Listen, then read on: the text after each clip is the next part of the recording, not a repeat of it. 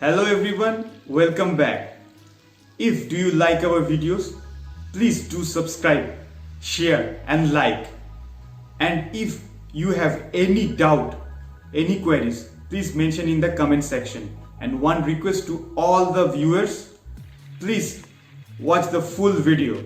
If you skip the video, you will miss some important parts. So it has been said that half knowledge is very dangerous. So without wasting any time, let's start.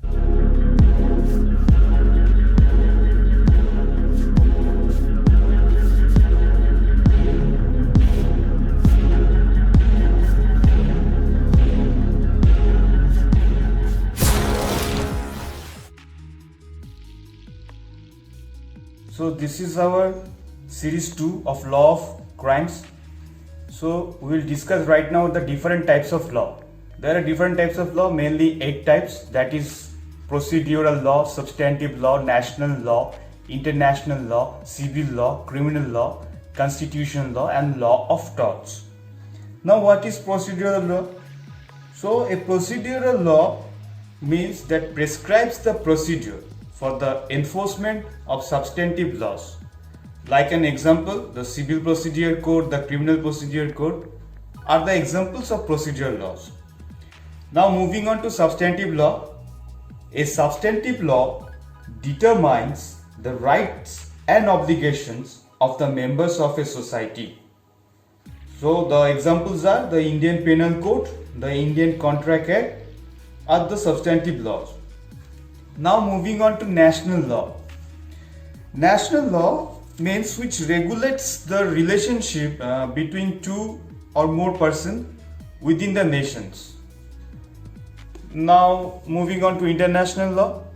International law means which governs the relationship between two and or amongst more states, that is international law. Now moving on to civil law. Civil law is a set of laws dealing with the civil issues, disputes between two individuals. The parties in civil cases are known as one is plaintiff and another one is defendant. Now moving on to criminal law. Criminal law is a set of laws dealing with the crimes against society at large. The parties in the criminal case are termed as state versus accused, but every time it's not a state versus accused. Sometimes the petitioner and respondent, sometimes accused person also. Now moving on to the constitutional law. Constitutional law is the supreme and the fundamental law of the land, which outlines the separation of powers among 3 different organs of the state. There are 3 organs of the state, that is legislature, executive and the judiciary. So this constitutional law separate the powers among the 3 different organs of the state, prescribe the rules and regulations for the governance of the country, and also provides rights and duties to the individuals. Now the last but not the least, the law of torts. It's a branch of law which has evolved through judicial pronouncements with natural laws. Example, vicarious liability in Dongyu versus Stevenson cases, strict liability in Rylance versus Fletcher cases are the example.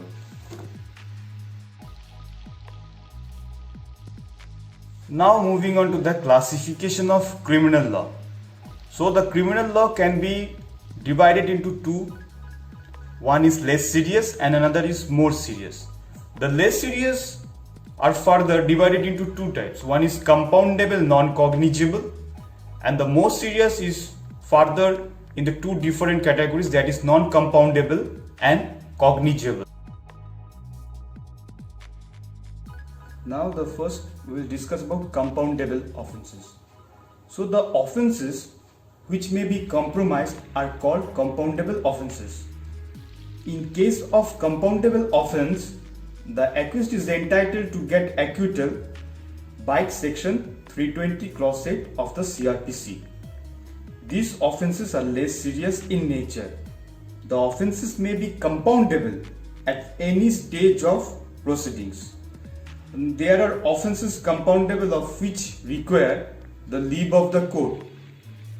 Now, the compounding of an offence connotes effecting of compromise of an offence by the complainant and or the victim. However, all offences are not compoundable. Compounding means voluntarily compromising. Under section 320 of the CRPC, there are two categories of offences which are compoundable. First category of offences can be compounded without the leave of the court. For example, the offences which are punishable under section 323, 341, 342 of the IPC. And the another categories, that is the second categories of offences, are compoundable with the leave of the court. The sections are 324, 325, 349 and 411 of IPC. Now moving on to non-compoundable offence. Non-compoundable offences cannot be compromised between the parties to a criminal proceedings. So the non-compoundable offences are generally serious offences in nature. However, the offences punishable under section 290 of the IPC and 294 of the IPC, though less serious in nature, are not compoundable. In cases of non-compoundable offence, the question of acquittal does not arise till the conclusion of trial. The question of stage of proceedings is immaterial in case of non-compoundable offences, and such leave does not arise in non-compoundable offences. So in non-compoundable offences, victim cannot compound the offence. It can only be nullified. So the reason behind this, as the nature of offence is too grave and criminal, that the accused cannot be allowed to go free. So in non-compoundable offences, state is the party to the case and victim is the de facto party. So the question of compromise does not arise. All those offences not mentioned in the list under section 320 of CRPC are non-compoundable offences. So reason for not compromising, as private party and the society both are affected by such offence. So the reason is that as it is, if you compromise the crime, then it will get an adverse effect to the society. So that's the reason for the non-compoundable. And the non-compoundable offences, you can, after full trial, it ends either in the acquittal of the conviction of the offender based on the evidence given. Now we will be discuss about the cognizable and non-cognizable cases. So the cognizable case means a case in which a police officer may arrest without warrant, which has been described in the section 2C of the CRPC. The offences are serious in nature in the cognizable cases. The police officer investigate the case on suo motu. Cognizable case starts with filing of an FIR or on the basis of a complaint. So in case of cognizable offences, a police officer can arrest the alleged culprit without warrant and can investigate into such a case without any order or direction from a magistrate. The law not only allows the police officer to these powers but also enjoins them to exercise the same in respect of a cognizable case. So in case of cognizable offense, it is the responsibility of the state to bring the offender to the justice. Now moving on to the non-cognizable cases. So the non-cognizable cases means a case in which a police officer has no authority to arrest without warrant, which has been described under section 2(1) of the CRPC. So the nature of the offence is not so serious as it is non-cognizable offences. Now police officer cannot investigate the case without the order of the court. So in non-cognizable cases, there is no scope of filing FIR. So in the case of non-cognizable offences, generally speaking, a police officer cannot arrest without warrant. And secondly, such officer has neither the duty nor the power to investigate into such an offence without the authority given by the judicial magistrate. Exception apart, the non-cognizable offences are considered more in the nature of private wrongs, and therefore the collection of evidence and prosecutions of the offender are left to the initiative and efforts of private citizen. However, if a judicial magistrate considered it desirable that a non-cognizable case should be investigated into by the police, he can order the police to do so. He has that power. In that case, the police officer will have all the powers in respect of investigation except the power of arrest without warrant, as he would have exercised if the case were a cognizable one. Now, it is essential elements of crime. The essential elements of crime has been based on the legal maxim actus non facit res nisi mensit rea. That means that the act itself does not make a guilty unless his intention were so. So, the highlighting point, the guilty intention and the act. So, the intention has been described in the section 39 of IPC, which defines voluntarily. Section 39 of IPC defines voluntarily.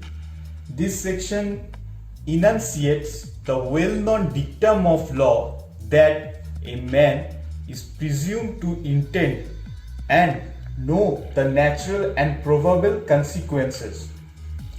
The maxim is that everyone must be taken to intend the natural consequences of his act is incorporated in the definition of voluntary in section 39, and so thus made applicable in every section where the word used. So in general, the code has made no differentiate between intention and knowledge of likelihood and uses them as convertible terms. Now coming into two things, what is mens rea and another one is actus reus. So in the essential of elements of crime, two elements are required. That is mens rea, that means a mental element, that is guilty intention. Actus reus, it means physical act. So any physical act without any guilty intention will not be treated as a crime. Now we elaborate the idea of mens rea. So mens rea is a technical term, or rather generally taken to mean some blameworthy mental condition, whether it is constituted by intention or any type of knowledge or any otherwise, the absence of which of any particular occasions negatives the intentions of a crime. So we may say that no act is per se a crime unless the act becomes criminal when the actor or the wrongdoer does it with a guilty intention or guilty mind. So the mens rea principle of natural justice, that mens rea is a principle of natural justice, has been said by the Lord Kennan in the case Fowler versus Paget. Now moving on to the actus reus, the second element of crime. It means the physical act. Now elaborating the actus reus. So it has been said that to constitute a crime at common law, there must always be a result brought about by the human conduct, a physical event which the law prohibits. So in one word we can say that when the law prohibits a physical event which has been done by the human conduct, it can be called as a actus reus.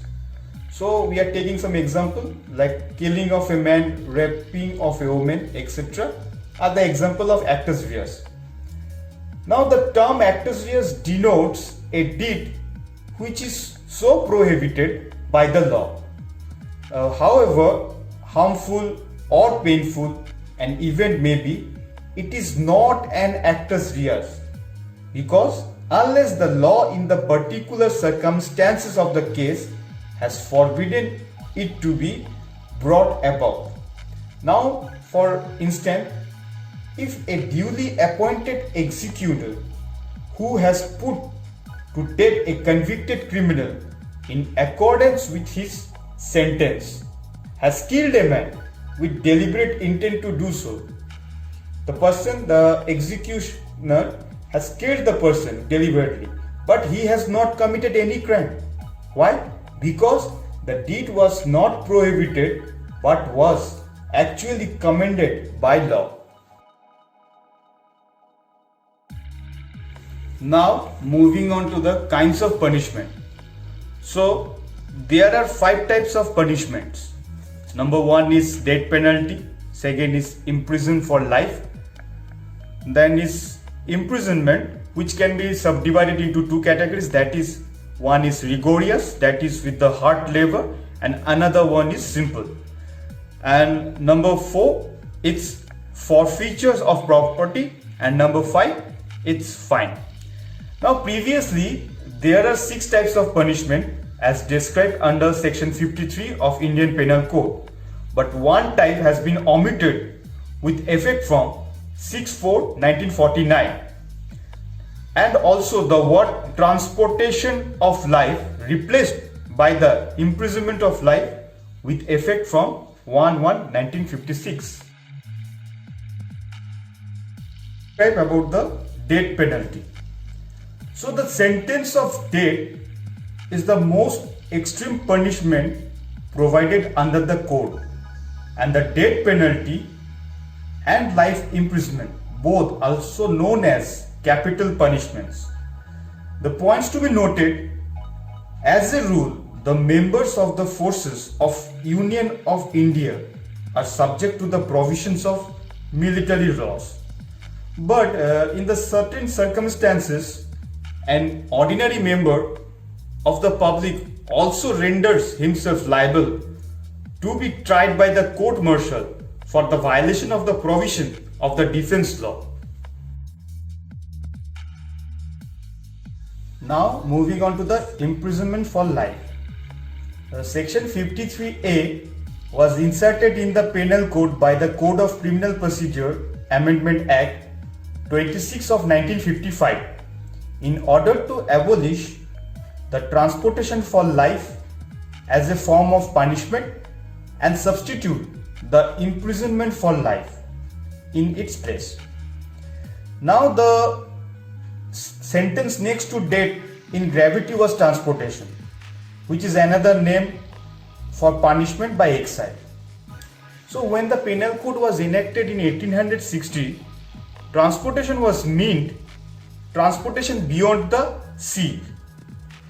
But this practice of transportation has been criticized, and some criminologists defend that it is a hopeless and non-reformable types of criminal, thereby increasing the deterrent influence of punishment. So they defend that according to the punishment theory, if it is a deterrent theory, there is no reformative theory in its place.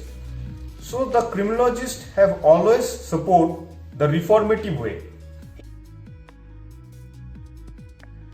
Now moving on to the imprisonment. So the imprisonment can be divided into 2 parts. One is simple and one is rigorous imprisonment. So section 53 of IPC expressly described imprisonment of 2 types, rigorous and simple. So now what is rigorous? Rigorous imprisonment is imprisonment which involves hard labor. For example, the prisoner may be asked to grind corn, dig earth, crush the stones, etc. In respect of some offences, the code provides for rigorous imprisonment only. For example, such as robbery, dacoity, etc. In other cases, discretion has been conferred on the court either to order simple imprisonment or rigorous imprisonment or to order imprisonment partly simple or partly rigorous, right? Now, but even in rigorous imprisonment, hard labor must receive a human meaning. Sense and sympathy are not enemies of penal asylums. Now moving on to the simple imprisonment. So the simple imprisonment means confinement of the offender in jail. It, however, does not involve hard work or labor by him. Certain offences under Indian Penal Code provide for simple imprisonment only. For example, uttering words or making gestures to insult the modesty of a woman, which is section 509 of IPC, appear in a public place in drunken condition, which has been described under section 510 of IPC, etc. So the simple imprisonment is awarded in minor or small offences. The prisoner may be asked to do light labor in such cases. Now moving on to our next type of punishment, that is forfeiture of property.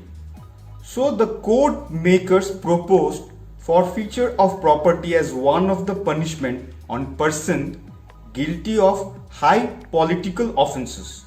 So according to the author of the code, the person involved in such offences should be deprived of their property to ensure public peace. Now in England, the punishment is abolished, but in India also, absolute forfeiture of all property of the offender was abolished in 1921 by repealing section 61 and 62 of the Indian Penal Code. It has, however, been retained in respect of offences against the state by public servant. The Supreme Court has recently observed that the provisions of section 61 and 62 IPC should be reintroduced to act as a deterrent on those contemplating economic offences. Now moving on to our last kind of punishment, that is fine. Payment of fine by an offender is one of the punishments provided by the Indian Penal Code, as also by several other statutes. So according to the Macaulay, the punishment of fine is appropriate where the offender appears to have committed a crime in greed for money or property. For a man who is found guilty of receiving stolen property should be given so term of fine that is fixed as to reduce him to poverty. So one of the important advantages of imposition of fine is to compensate the victim who has suffered the losses. So the payment of fine may be the only punishment provided by the law for an offense, or it may be in addition or alternative to any type of imprisonment. When an amount of fine is specified, it is the maximum which can be imposed. Normally, the court has the discretion to fix the amount of fine which it considered appropriate to meet the ends of justice. So the amount of fine, however, should not be harsh, excessive or disproportionate, but must be with the financial condition of the person.